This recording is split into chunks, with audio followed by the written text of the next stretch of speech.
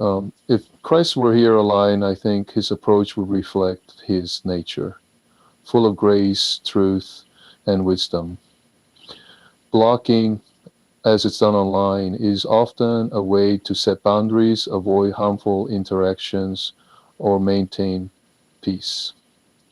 However, Christ's ministry shows us he engaged even with those who opposed him, criticized him, or outright sought to harm him. For example, Jesus didn't block the Pharisees and Sadducees, though they constantly tried to trap him in debates. Instead, he responded to them with wisdom, exposing their hypocrisy while also extending opportunities for repentance and understanding. His rebukes were direct, but always carried a purpose to call people to the truth. Yet, Jesus also withdrew from crowds at times when they sought to harm him or were driven by selfish motives. John 6:15. He didn't stay in every situation indefinitely, which shows that even he recognized the importance of boundaries. If Christ were online today, I believe he wouldn't block out of anger, annoyance, or pettiness. Instead, he might block in the sense of protecting others from harm or ensuring that his message could be received without interference. For instance, if someone was creating stumbling blocks for others or sowing discord intentionally, he might limit their influence, but always with the intention of leading them toward repentance. Now, ultimately, Jesus' goal was always reconciliation, not rejection. Even when he warned of judgment or excluded people from his presence, "Depart from me, ye workers of iniquity," in Matthew 7:23. It was because their hearts refused to align with the truth. No, not because he lacked love for them. In summary, Christ's actions, whether online or offline, would perfectly balance grace, truth, and justice. His blocking would never stem from selfishness or frustration, but from a desire to uphold righteousness and draw people closer to God. While we are called to follow Christ's example, we are not Jesus. Our limitations, both emotionally and spiritually, mean that we sometimes need to draw boundaries for our own well being and for the sake of peace.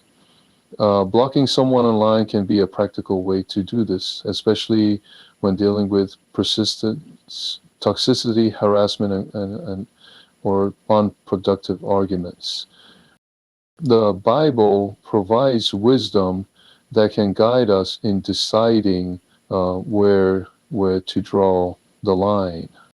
A man that is an heretic after the first and second admonition, reject. Titus 3:10. If someone is persistently divisive, argumentative, or toxic after repeated attempts to engage them constructively, it may be wise to disengage. Blocking can be a modern form of rejecting someone who refuses to act in good faith.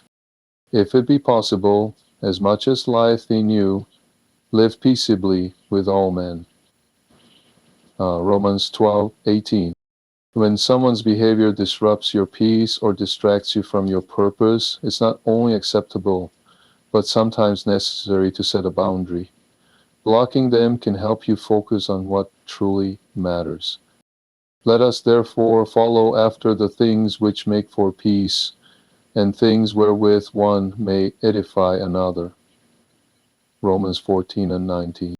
If a person's actions are causing harm or confusion to others, stepping in to prevent further harm, uh, even if it means blocking them, can be an act of like stewardship and care for the community. And whosoever shall not receive you, nor hear your words, when ye depart out of that house or city, shake off the dust of your feet. Matthew chapter 10, verse 14. If someone refuses to listen, learn, or engage respectfully, you're not obligated to keep the door open. Blocking might be the modern equivalent of shaking off the dust and moving on. While blocking someone can be necessary, it's important to examine our motives. Are we blocking out of frustration, revenge, or pride? Or are we genuinely seeking to maintain peace and avoid unnecessary conflict?